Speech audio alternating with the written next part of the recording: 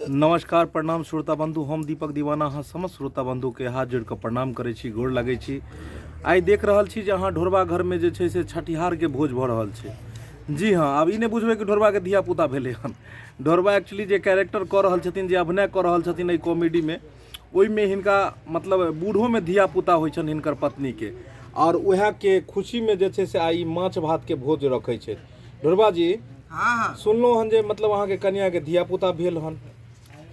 हाँ हाँ 12 गो के बारी 13वां छोड़ा है। अच्छा, तो एगो बात नहीं समझ आयल कि सरकार जे कह रहल छे जनसंख्या कंट्रोल करे लेल, जे जनसंख्या मतलब नियंत्रण करू, छोटा परिवार सुखी परिवार, हाँ। और अहाँ एतेक धिया पुता भ रहल है, ओइ पर नहीं मतलब जागृत भेलिए अखन तक अहाँ। देखियो, हम अपना भर से बहुते कोशिश कर रहलिए हैं, बुझली कि नहीं? केना नहीं केना जे झिझरी खेला जाए है, और एक के बाद जे मिस कॉल मना जाए है, कन्या रिसीव कर लै है। ओ, बुझली? तो मंगला जी, इनका नहीं समझलिए किछो अहाँ। हम तो समझाबते छियै हिनका।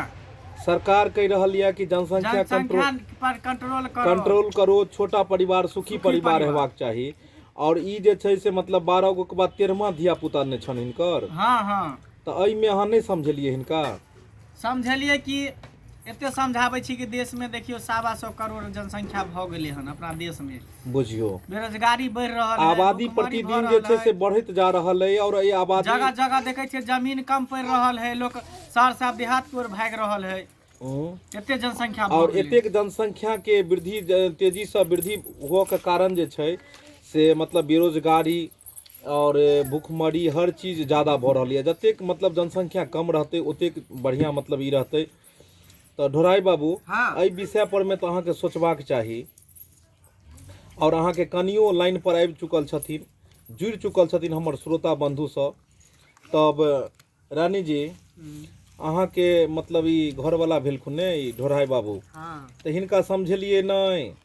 समझावे के बहुत कोशिश कलिए, बुझलिए, मोर मोने त छलै हन, ओ भ गेलै की तो करी यानी ई सरकार जे कह रहल छै जनसंख्या कंट्रोल करे के लेल, छोटा परिवार सुखी परिवार, एहि विषय पर में यानी अहाँ के नहीं किछ मतलब सोचलिए हन कोनो? अब सोचलिए हन, अब भ गेलै गलती से बच्चा त कोई बात नहीं, मगर आगे ध्यान देबै और हम ऑपरेशन करा लेबै। अच्छा, तो मंगला जी, अहाँ के सरहोजनी तो खाली माछे भात पर में चोट देने है, एकरा जनसंख्या सौतीन के एकरा खाली एकरा कोनो मतलब नहीं छै जनसंख्या से, तखन से माछे पर में टूट पड़ल खुनहनी। एहि दुआरे हम खाइ छै जे कहूँ देखथिन तऽ हमर मछली नहि खा जाए, तेहन मनन दोष, ताहि दुआरे हम जल्दी जल्दी पहिले हम खा लै छी। देख रहल छी श्रोता बंधु, आई भ रहल छै ढोरबा घर में छठिहार के भोज, छठिहार के पार्टी चल रहल छै। श्रोता बंधु, कनी अहाँ सब इनवाइट भ जाओ एमे, अहाँ सब माछ भात पाबि लिअ। क्या तऽ हमरा देवर भेलै हन, 13वां देवर, 12 गो तऽ रहबे करथिन, लेकिन 13वां भेलै हन। अच्छा, एगो बात श्रोता बंधु, आई जे सवाल है उसका विषय वस्तु जे है बहुत ही बड़ा विषय वस्तु के लऽ हम अहाँ सबके बीच प्रस्तुत भेलहुँ हन। हमर कहनाम जे छोटा परिवार सुखी परिवार, अहाँ के सब एहि विषय में की राय दिअ चाहे छियै? अखुनका जे मतलब जनसंख्या जे सरकार के कहनाम छै जे छोटा परिवार सुखी परिवार हेबाक चाही, और ई चीज जे छै से इंसान नहीं एहि चीज के मान्यता दऽ रहले हन, और दिन प्रतिदिन अपन देश के जनसंख्या में एतेक तेजी से वृद्धि भ रहले हन कि बेरोजगारी बढ़त जा रहले हन। तो अहाँ सब कमेंट के माध्यम से जरूर लिखब कि एहि पर अहाँ सबके की राय मशवरा है, और ढोराई जी के अहाँ सब समझाबऽ के कोशिश करबै कि छोटा परिवार सुखी परिवार जतेक रहतै ओते बढ़िया रहतै। तो मिथुन जी, मंगला जी, अहाँ के जे छै से समझेबाक चाही हिनकर साउस के, एक तरफ साउस छै, एक तरफ ससुर छथिन, एक तरफ सरोजनी आ एक तरफ सरहोजनी छथिन। सरहोजनी तो खैर खाना पर हुनका तो माछ पर छथिन डटल। हाँ, तो हिनका दुनू आदमी के की अहाँ कहबै जे छै से? केकरा? हिनका दुनू के? हाँ, हिनका दुनू के हम की कहिए? ई हमर जे बाबूजी छथिन, ई बुढ़ारी में नाक कान कटा, बुझियो हम चोरा के लिए छठियार में शामिल भेलिए हन। गाँव घर के लोग सब पूछे छले कि मंगला कहाँ जाय छी, मंगला कहाँ जाय छी, तो हम कहलिए ना बात, हमरा ससुर के बड़ी जोर तबियत खराब है, सीरियस है, ओते जा रहल छे, बोले के अचानक, बुझियो तेते अथी वाला काम बाबूजी कलकिन बुढ़ारी में। अब अहें बताइए श्रोता बंधु कि आप भ गेलै त लोग की करते? अब केहू नती पालबे करबे बच्चा के, लेकिन हाँ अब सावधानी बरतबै आ आगे जनसंख्या हम नहीं बढ़ेबै। देख लेलिए श्रोता बंधु, मतलब गलती केला के बाद एहसास इनका भऽ रहल छै कि बहुत बड़ा गलती भेल और हेबाको चाही, कियाकि सरकार के जहाँ तक योजना छै छोटा परिवार सुखी परिवार, ई भेनाइ बहुत जरूरी छै। हम दो हमारे दो, और एहिसँ ज़्यादा भेनाइ के मतलब छै देश के जनसंख्या के मतलब बढ़ता तेजी के साथ साथ बेरोजगारी हर चीज़ के अभाव हुआ लगते और हमरा अहाँ में दिन प्रतिदिन गरीबी और आबि जेतै। एक तरफ सरकार के कोशिश रहैए कि हर जगह उद्योग, हर जगह जे छै से मतलब काम रोजगार के स्थापना होय और तेजी से एतेक ज़्यादा जनसंख्या भेला के बाद हर चीज़ के अभाव भेना शुरू भऽ जेतै।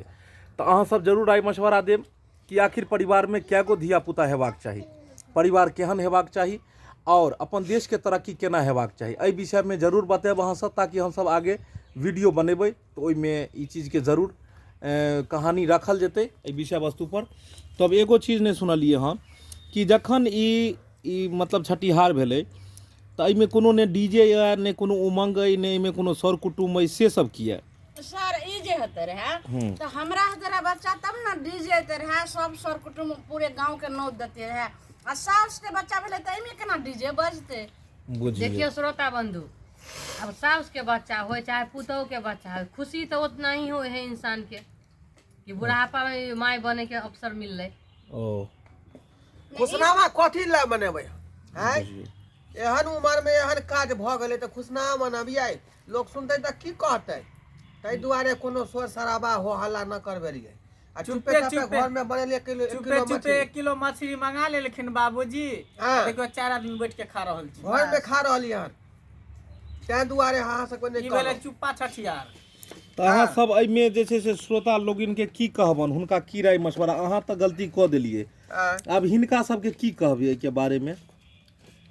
अहाँ सब एहन गलती नहीं करब, बुझलहुँ कि नहीं?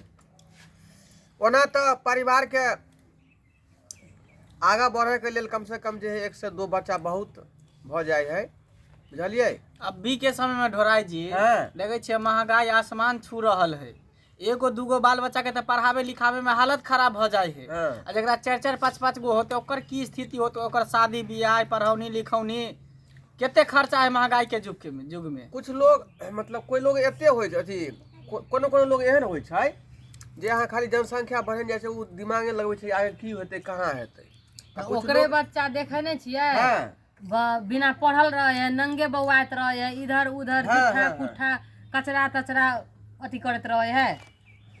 आ एगो परिवार एहन होइ छै कि जे बच्चा पर आस लगेलक तो ओकरा घर में खाली बेटी आ रहल है तो बेटा पर आस लगेलक, ओइ पर धीरे धीरे जनसंख्या बढ़ जाए छै, फिर बेटा होय लगे छै तो बेटी पर आस लगेने रहे छै, धीरे धीरे बेटा बहुते भ जाए छै।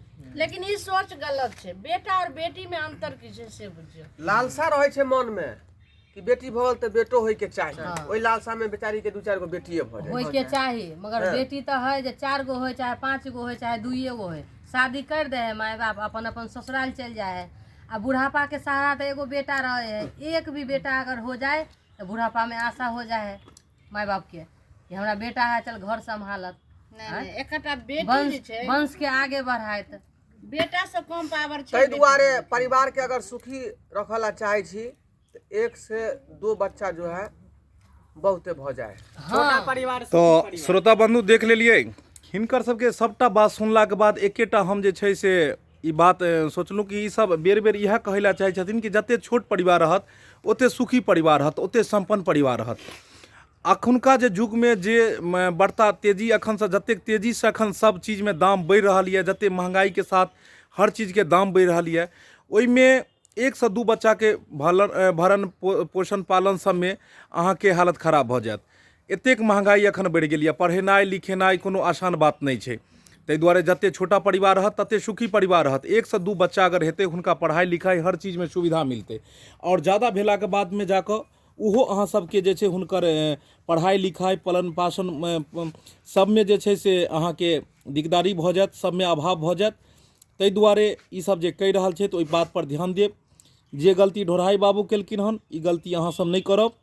श्रोता बंधु और एक बात और कहे ला चाहब कि जे लेडीज ऑपरेशन नहीं करेले छी झट से ऑपरेशन करा लू, ताकि बाल बच्चा कखन हो जाए कोई नहीं देख लक। फिर जनसंख्या आगे बढ़े लगा तो माथा हाथ कपार पीटे लगब।